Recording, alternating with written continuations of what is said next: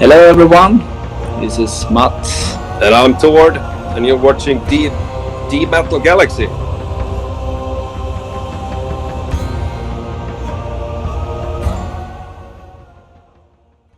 Welcome everyone. So as you have heard, we have a Viking Pagan night as we are traveling, me, Nick and Veronica, to Sweden, and we are talking with Ereb Altor, who just released Eldens Boning. So guys, can you tell us in short one sentence who Ereb Altor is? Well, in one sentence. Just introduce yourself very briefly. We're a Scandinavian metal band. Pay tribute to our inheritance here in Sweden. Right? Nordic, Sweden. Yes. So, hello guys. Can you tell us how you started your journey in heavy metal scene? Let's start with Tord. I've my start of my journey. I guess it's when I was like 6, 7 years old. Started listening to metal.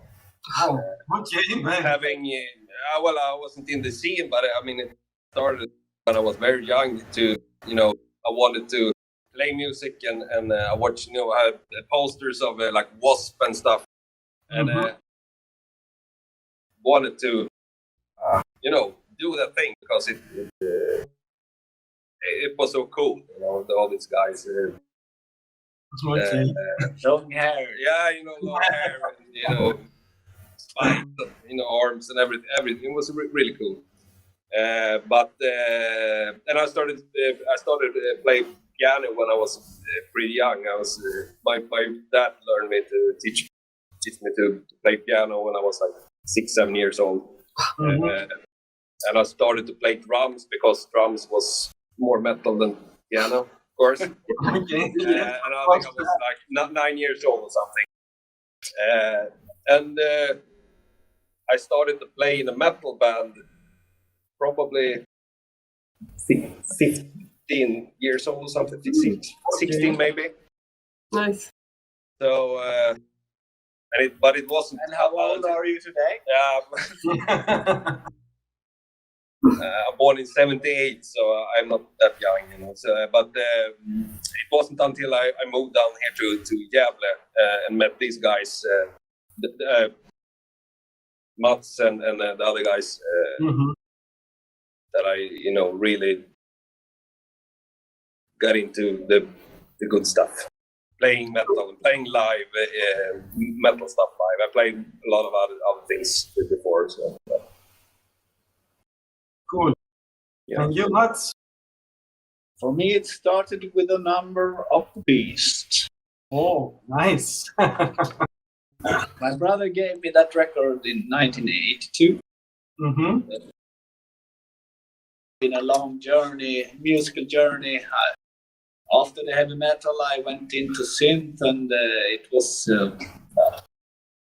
all kinds of music along the way. But I ended up with Daniel from Isole, and we formed a band in 1990 called Forlorn. There's where the magic began. And then fulfilled my boy dream with Ereb Altor. Traveling around the world playing metal isn't that bad. Certainly. It's great. It's really cool. Yes. Great stuff. Yeah, especially like starting listening for metal like since 7 years old. Like wow. Yeah, I can tell it was not my parents showing me the metal scene and stuff and music. It was, I think I had some neighbors' kids that were, 15 years old or something like that. And I overheard when they listened to music when they were out, Good neighbors. Yeah.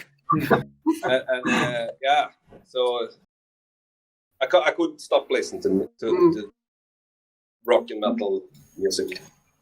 Great. Yeah, that's really awesome. And guys, can you tell us, a little bit or as much as you want, how the band was formed and the origin of the name? Well, I guess that's a question to me. Yeah. It's actually Ereb Altor was a side project or something to the doom band Isole. It was me and Daniel. We had some songs written in the early 90s that didn't really fit in the doom band, and it was like kind of battery stuff. So we thought, we'll record a demo or something, and that's where it all began. But it's for many years, it was just a small project that we didn't really give much time. But during years, people seem to like the battery tribute recordings we did, and one thing led to another, and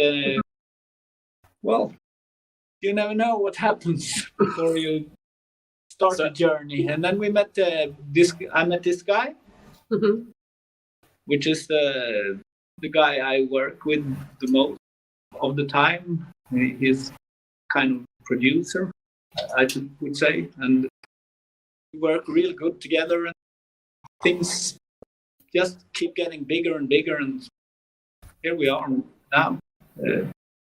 We are.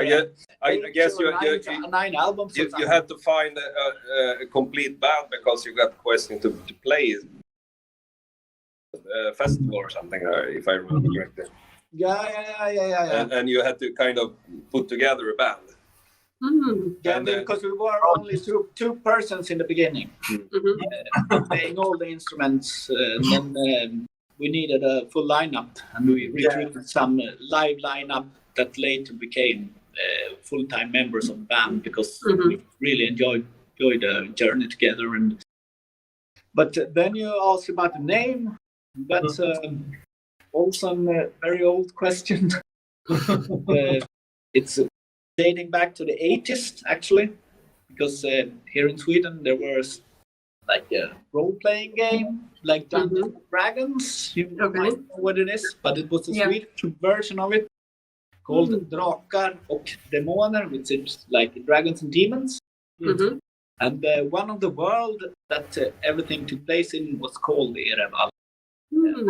And first we were going to have like a fantasy theme or something, but that never really actually happened, because no, because everything is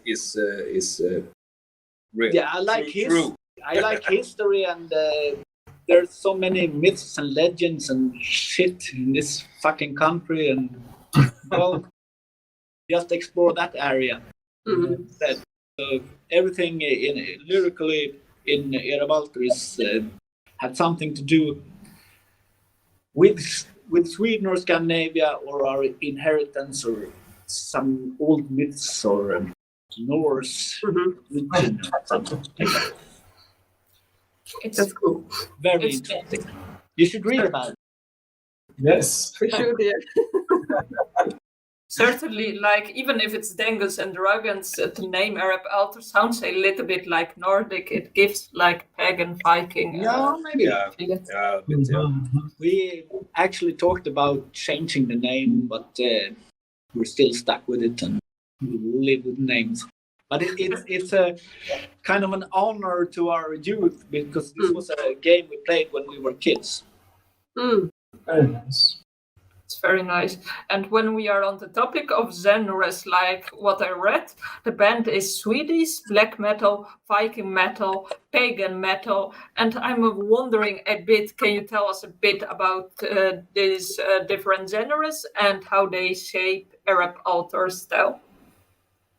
Well, we call our music Scandinavian metal. Interesting. So let's explore that. In one word. Well, there are lots of ingredients in our music. Yeah, well, I would say the first two albums is kind of more like Viking doom metal. Yeah. And a lot of battery influence in it. Then this guy came into the picture. And now we're like having a tug of war where we should go, and then we We end up in the middle. end up everywhere or in the middle. I don't know. No, really, I like a lot of kind of music and get inspiration from many places. But in the foundation, I think the folk music and the doom metal and the black metal is forged together somehow in Erebal. Yeah. Yeah, it's like you live in Sweden, like you are everywhere black metal. It's like hard not to get influenced by. Yeah, but it's very important, I think, with the. I was thinking about the folk music from Sweden. You find it in many metal bands from Sweden or Norway, because it has a special touch in the melodies, which comes natural for us, like Irish might do for you. Irish folk music you can hear in Kroakan, for instance, but for us it's the Swedish folk music in the foundation somehow. Interesting, we should check that out. And speaking of style, we spoke general about your release like on 9 May's Eldens Boning. So could you describe the style of this new album? LP? The EP. Yeah. Eldens Boning. Well, the songs on Eldens Boning is 4 songs of I don't know how many, 12 songs. Well, it was a pandemic. Yeah. Yeah.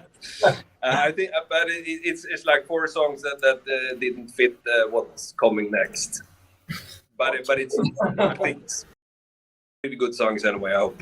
I think people like it. What I've read and heard. Spent a lot of time, countless of hours of the pandemic, for instance, and didn't have much else to do. I know people think that Sweden never had the lockdown, but we have pretty tough restrictions and recommendations over here as well.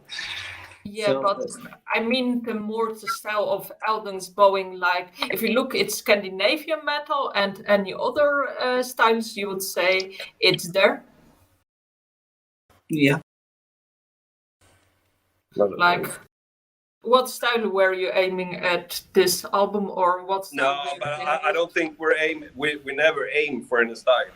It's I would say when Christer writes music, I think he just writes, but coming in his head, coming to him in his head, and it's as Tord said, I wrote 12 songs during this pandemic, and it was too long for an album. So somehow we picked out an album that we thought was aiming at one direction, and we looked at what kind of songs do we have for maybe an EP, and maybe we picked songs that are getting a bit to every area of Ereb Altor, because it's you have the acoustic song, and you have maybe a little bit more black metal and the epic stuff, and it's because it's only 4 songs. It's kind of cool to display the whole spectrum of Ereb Altor on 4 songs. It's a little bit experimental, I would say. Yeah, it's like get a taste for Ereb Altor with Eldens Boning. Great. So cool. We have a question, as I can see here, from Dave. Hello, Dave. Did you feel more creative during lockdown than usual? More creative. Actually, I would say I started to work on the material before our previous album, actually, because there's always a long waiting time with layouts and promotional work or stuff like that. So I actually started writing before pandemic came. But I would say the pandemic didn't give inspiration, but it gave time. Yeah. Because no live shows, no preparation, anything else, and no touring, no nothing, no. So yeah, what can you do? You can write music and record music, yeah, or learn a new instrument or something. Yeah. Okay, cool. So can we think about the last EP album, guys? About the Eldens Boning? Can you tell me about the songwriting? Do you have any concept around this EP? Usually you have concepts or you have a copy. One concept. Yeah. Or a concept. A concept for the EP. Yeah. Or in general, using. Well, I could say the title track, it's linked to the cover, for instance, but the concept is always myths, legends, or history from Scandinavia.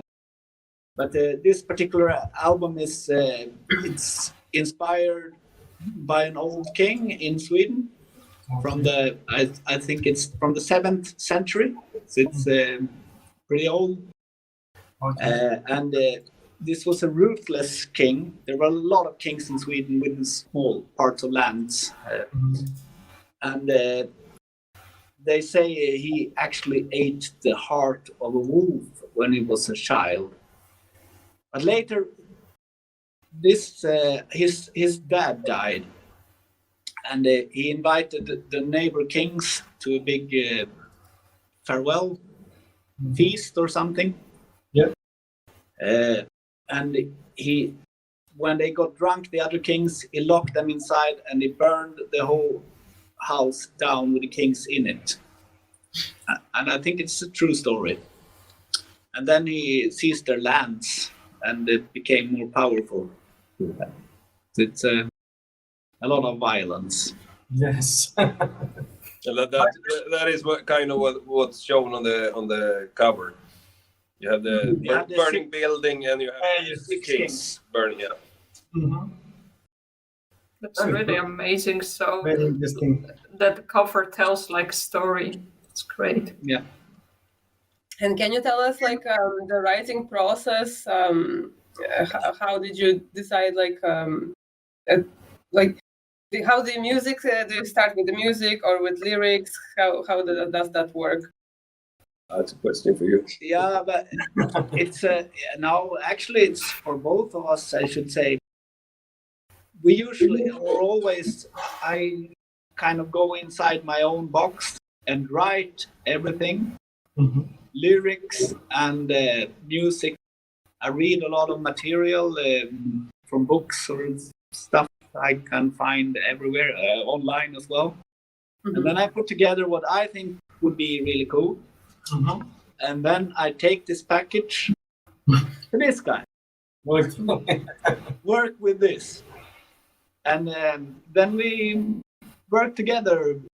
Yeah, discuss. That's where the producing part is. I make like a pre-recording with all instruments before and present it by myself. And then we alter, because if it was only me, it wouldn't be this good. I need someone to say what we should alter, and it's like, and this is my producing guy. Amazing. Nice. Very nice. And now with pandemic, how you managed to do all this stuff? Like, to meet the guys, or you did from your home? No, both. It's most. It's me and Mats are working, most. But when it comes to rehearsals and stuff, we had kind of restrictions.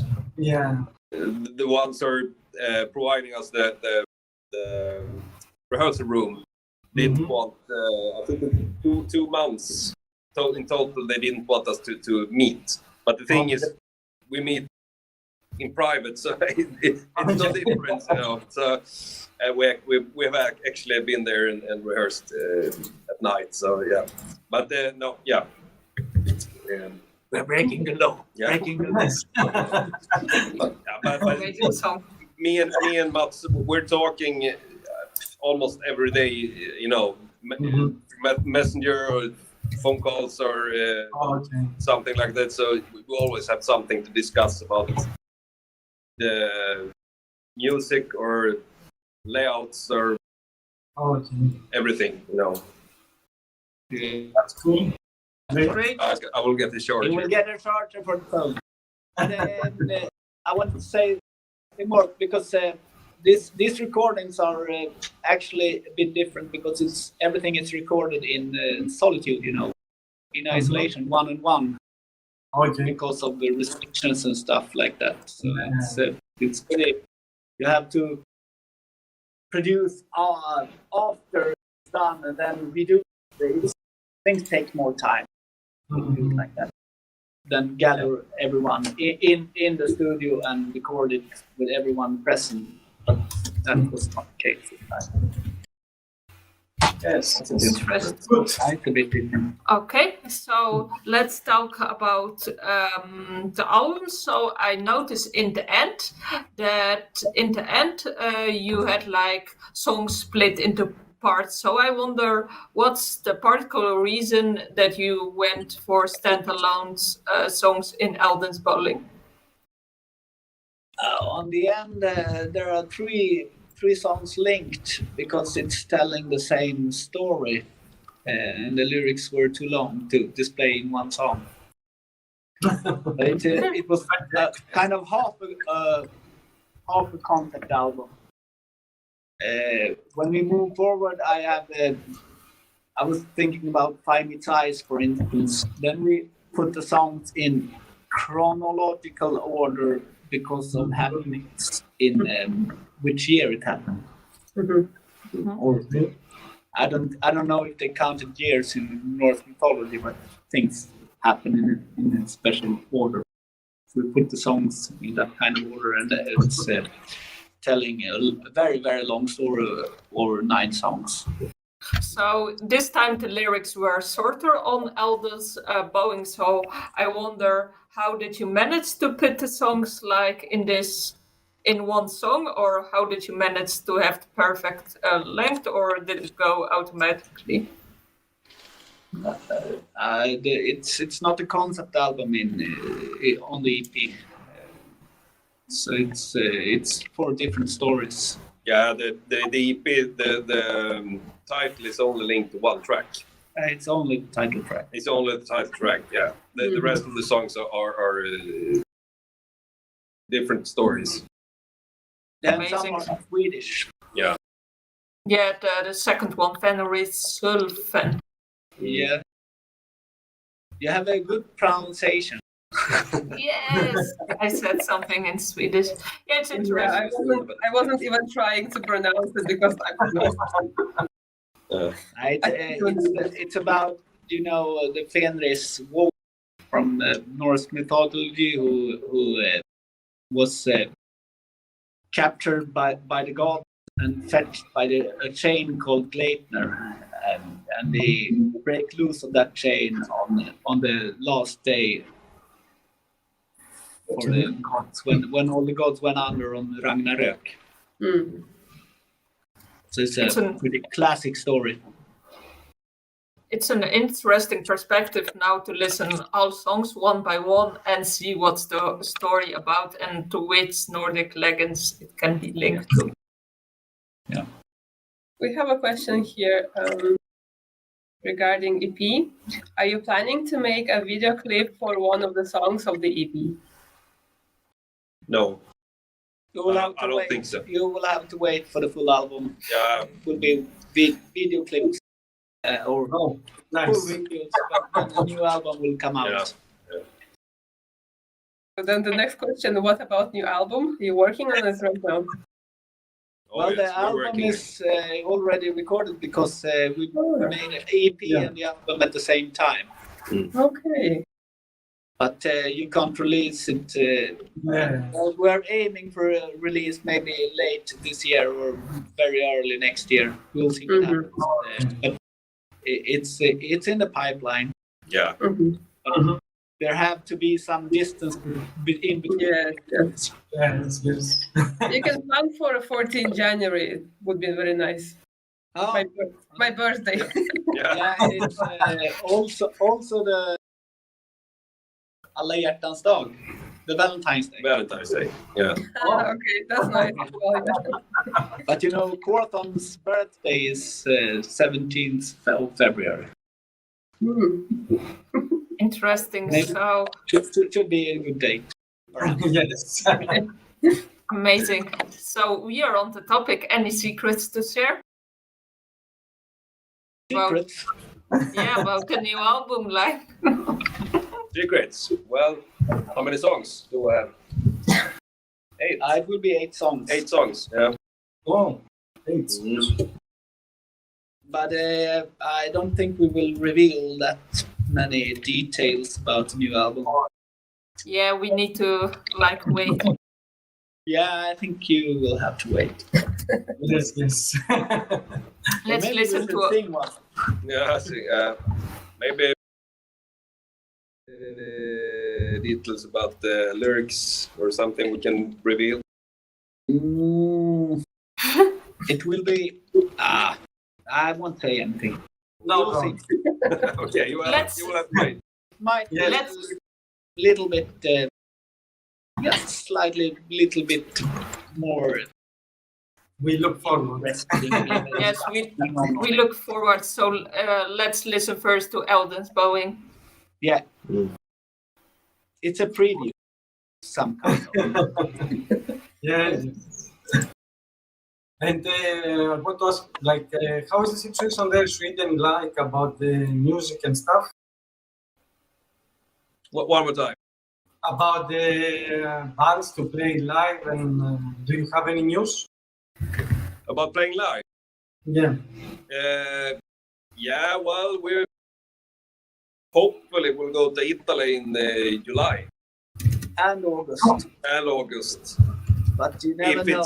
If it's possible to travel, and if you can, I don't know what it takes, but It's different rule. It might be different rules in every country, but Yes. we have some festival booked in late summer. We're going to Greece as well, I think. yeah. That's why I'm asking. But we don't know anything for sure. No one knows anything for sure right now. It's a crazy time. Crazy. We miss live. We miss concerts. We do. I think too. As we are on the topic, we have a viewer question. Dave Williamson is asking, would you consider touring in the UK in the future? Always. Why shouldn't we? Amazing. No, just because of Brexit and all that stuff. And then you come to Ireland. What kind of offers you get, and if we're doing a full tour, it's never up to us. The band who decide we want to go there or there, because it's someone is telling us that we are going to these countries, and then we just go. Yeah. So it's not up to the It's band. it's up to Jose. Yeah, it's Up up booking agencies that book the shows and the route and everything. It's many things that have to fall into place to come. And UK is an island. So and now when they're not in the European Union anymore, I don't know how it will be. Is it possible to do it and have some economics in it? I don't know. It will be harder, but we have been in the UK before, and hopefully we will be back again. Okay, I have a question. There is not much information about you online, not a description, but I just gathered some facts. So is it true that 75% of the band can play drums and bass? I don't know. It depends on who you ask, I guess.